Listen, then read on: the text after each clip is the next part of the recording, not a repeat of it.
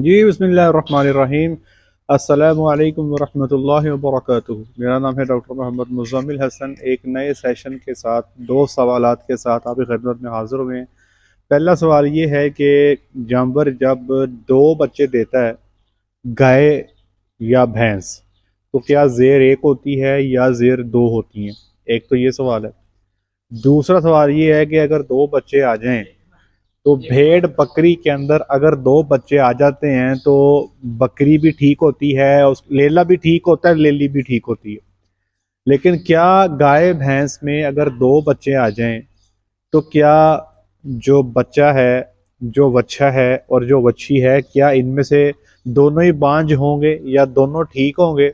अगर दो बच्चियां आ जाती हैं तो क्या वो बांझ होंगी? तीसरा सवाल ये है, हम अक्सर कहते हैं कि अगर आपके पास ऐसा शेड नहीं है, कोई ख़ास आपके पास पंखे शावर नहीं लगे हुए, आप अपने पास क्रॉस की गायें रखना चाहते हो, तो 62.5% जो ब्लड है वो वलेती और 37.5% ब्लड जो है वो आपको देसी रखना होगा। तो लोग कह रहे थे ये समझा दें कि ये 62.5% हम कैसे कर सकते हैं और 37.5% हम कैसे कर सकते हैं। तो इन तीन सवालों के जवाब आपको आज की वीडियो में मिल जाएंगे। सबसे पहला सवाल ये है कि बकरियों में जब बच्चे पैदा होते हैं ना, लेला हो गया, लेली होगी, दो लेले हो गए, एक लेली हो गई, जितने भी हो जाएं वो सारे के सारे फर्टाइल होते हैं, मतलब कि वो बच्चा देने की सलाहियत रखते हैं, बांझ नहीं होते। गाय भैंस में अगर दो बच्चे पैदा हो जाते हैं तो दोनों ठीक होंगे। अगर दो बच्चियां पैदा हो जाती हैं तो दोनों ठीक होंगी।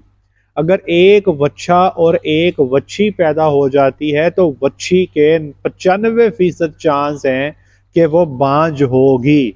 अब 5% चांस हैं कि शायद, तुक्के वाली गल है कि शायद तुक्का लग जाए और वो कब्बन हो जाए। अब इसके पीछे साइंस क्या है?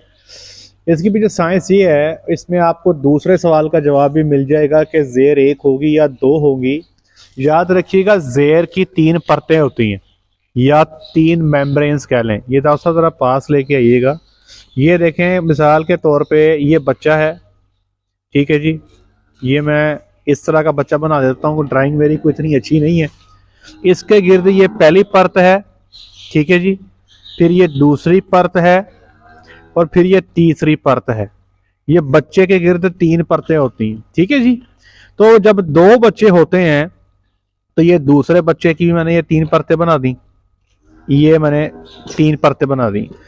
गाय में और भैंस में बच्चा जब अंदर ठहर जाता है, जब गाय ठहर जाती है, जब गाय बच्चा अंदर बनना शुरू हो जाता है, तो 25 से 30 दिन की प्रेगनेंसी जब होती है तो डॉक्टर साहब नीचे लेकर आए, ये जो दो परतें हैं, इधर से ये दो परतें और इधर से ये दो परतें, ये आपस में मिल जाती हैं।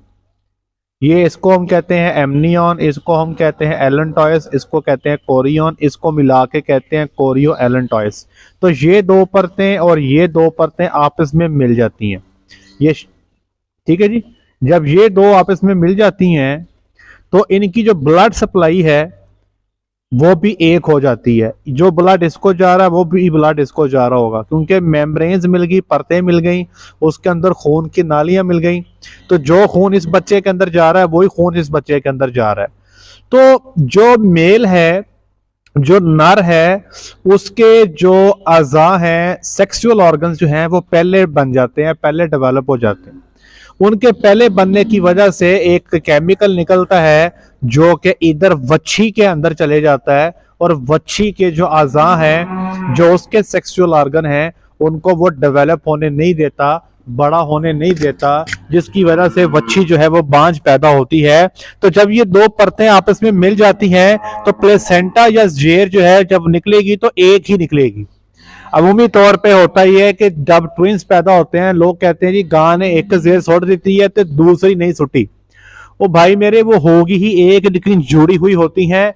बाज औकात जेर टुकड़ों के अंदर निकलती है तो आपको लगता है कि शायद दो हैं। आप एक जानवर जो आपने किसी ने बच्चा दिया है, एक ही बच्चा दिया है, तो बाज औकात उसमें भी होता है कि जेर टुकड़ों की सूरत में बाहर आती है। तो अगर तो जेर टुकड़ों में बाहर आ रही है, उसका कतई मतलब ये नहीं है कि उसके अंदर जेरें ज्यादा हैं, दो है, चार हैं। तो अगर जानवर ने दो बच्चे दिए हैं तो उनकी जेरें आपस में कोरियो एलेंटॉइक एनास्टोमोसिस, इसको हम ये लफ्ज बोलते हैं, वो जुड़ जाती हैं। तो एक ही जेर निकलेगी और उसका वजन ज्यादा होगा। जारी बात है, दो जेरों को जब मिलकर वजन होगा वो ज्यादा होगा, लेकिन एक ही बन के निकलेगी। ठीक है जी। तो ये परेशानी आपने नहीं लेनी कि एक जेर फेंकी है अब हम दूसरी का इंतजार करेंगे, अगर नहीं फेंक रहा जानवर तो डॉक्टर को बुलाएंगे, डॉक्टर साहब हमें अंदर लंबी जान के दूसरी जेर कितने नहीं मिलेगी। तो एक तो ये बात आपको समझ आ गई कि पहला सवाल कि अगर वच्छी दो है तो वो बांझ नहीं होगी, अगर एक वच्छी और एक वच्छा है तो वच्छी बांझ होने के 95% चांस है। 5% केसेस में ये जो परतें आपस में मैंने मिलाने वाली बात बताई है, ये परतें 5% केसेस में जो पहले 50 दिन है उसके बाद मिलती हैं। अगर 50 दिन प्रेगनेंसी के बाद मिलें तो तब तक दोनों के सेक्सुअल ऑर्गन बन चुके होते हैं। अगर 50 दिन से पहले 25 या 30 दिन पे मिल जाएं तो फिर जो मैंने आपको बताया था कि केमिकल नर से मादा में आ जाता है और उसके ऑर्गन्स को डेवलप होने या बढ़ने फलने फूलने नहीं देता। और जेर आपको अगर जानवर ठीक है, जेर फेंक दी है तो एक ही जेर आपको काफी बड़ी सारी आपको मिल जाएगी।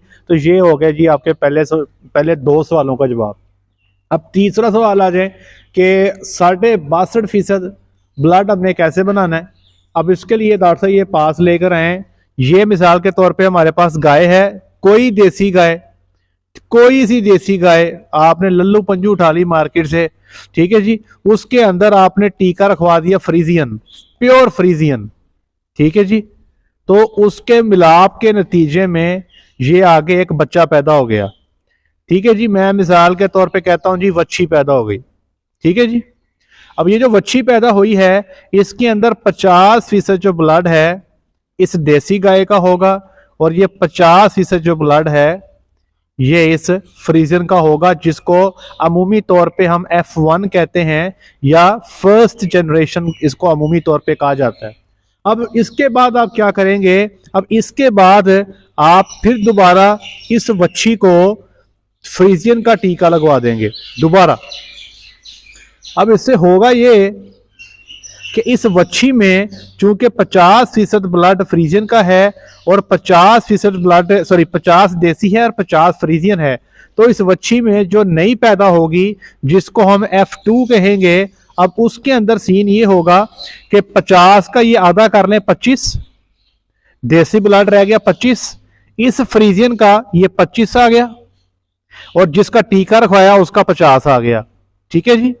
अब जो नई बच्ची पैदा होगी उसमें 75% ब्लड जो है फ्रीजियन का हो गया और 25% ब्लड जो है वो आपका देसी हो गया। फिर समझ लें, देसी गाय में फ्रीजियन का ब्लड रखवाया, आधा आधा ब्लड आ गया, आधा फ्रीजियन का आधा आपका जो है देसी गाय का। फिर उसमें फ्रीजियन का टीका रखवाया तो फ्रीजियन का 50% ये आ गया और चूंकि पीछे वो हाफ हाफ थी तो 25 यहां से ले लिया और 25 यहां से ले लिया।